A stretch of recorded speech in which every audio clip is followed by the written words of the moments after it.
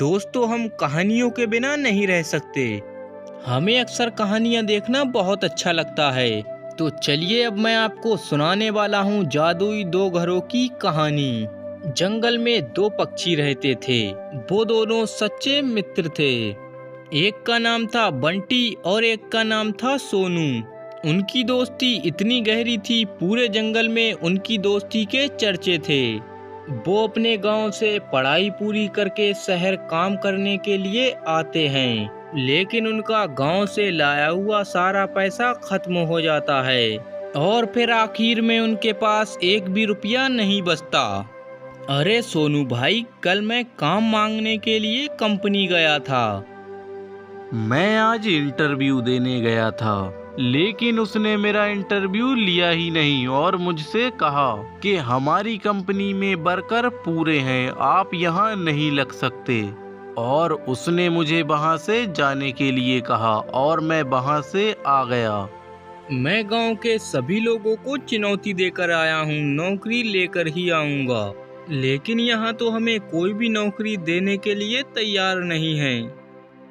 इतना ही नहीं, हमारे पास तो रहने के लिए घर भी नहीं है, लगता है अभी बारिश होगी। वो दोनों ये बातें कर ही रहे थे, वहाँ पास ही में इनकी बातें घर सुन रहे थे। तभी वो घर उन्हें आवाज देते हैं, हे पक्षियों, यहाँ देखो सामने। अरे ये कौन बात कर रहा है? ये घर? क्या आप मानते हैं दीवारों के कान होते हैं, या फिर आप नहीं मानते दीवारों के मुंह भी होते हैं? हम जादुई घर हैं, हमने आपकी बातें सुनी, आप अभी से हमारे अंदर रह सकते हैं। क्या तुम सच कह रहे हो? हाँ सच में, और तुम्हें नौकरी करने की कोई जरूरत नहीं। हम में से एक चांदी देगा और एक सोना, उसे आपस में बांट लेना और खुश रहना। ये सब सुनकर दोनों दोस्त एक एक घर के अंदर चले जाते हैं। तो इन घरों की खास बात ये है, ये सुबह होते ही सोने के बन जाते हैं और रात में इनकी चांदी की चांदी बन जाती है। बंटी घर में जाते ही सो जाता है, लेकिन इधर सोनू को नींद नहीं आ रही थी और वो जागता रहता है और वो अपने घर को चांदी का बनता हुआ देखता है। सोनू रात में जगने के कारण सुबह होते ही सो जाता है और जब बंटी कबूतर सुबह उठकर देखता है तो उसका घर सोने का बना हुआ होता है। ओ, मुझे सोने का घर मिला, जैसे कि जादुई घर ने कहा था, और सोनू को चांदी मिली होगी। दोस्ती अपनी जगह है, मैं उसे इसमें से एक फूटी कौड़ी भी नहीं दूंगा। वो ऐसा सोचता है, लेकिन उसे वास्तव में पता नहीं था जादुई घर रात में चांदी देता है और दिन में सोना देता है। रात में बीच में ही बंटी कबूतर जाग जाता है। वो दोनों घरों को रात में सोने का बनता हुआ देख लेता है।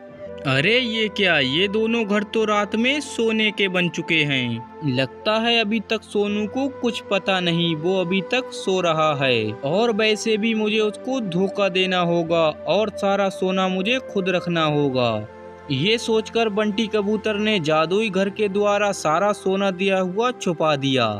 अरे अब मैं अपने गांव में सबसे अमीर आदमी हूँ, मुझे किसी की भी जरूरत नहीं। अगली आधी रात को सोनू उठता है और वो चांदी को छुपा देता है। सुबह जब वो अपने घर से बाहर आया तो उसने देखा दोनों घर सोने के बने हुए थे। अरे ये क्या, ये तो सुबह होते ही दोनों घर सोने के बन जाते हैं और रात होते ही चांदी के बन जाते हैं। ये सब ना जानते हुए मैंने इतने वक्त से सिर्फ चांदी ही रखी है, लेकिन मैं फिक्र क्यों करूं, मेरा दोस्त बंटी कबूतर मुझे सोना दे देगा। ये सब कहकर वो बंटी कबूतर के पास जाता है। अरे बंटी, तुमने मुझे ये क्यों नहीं बताया कि जादुई घर दिन में सोना और रात को चांदी देते हैं? क्योंकि तुमने मुझसे पूछा ही नहीं।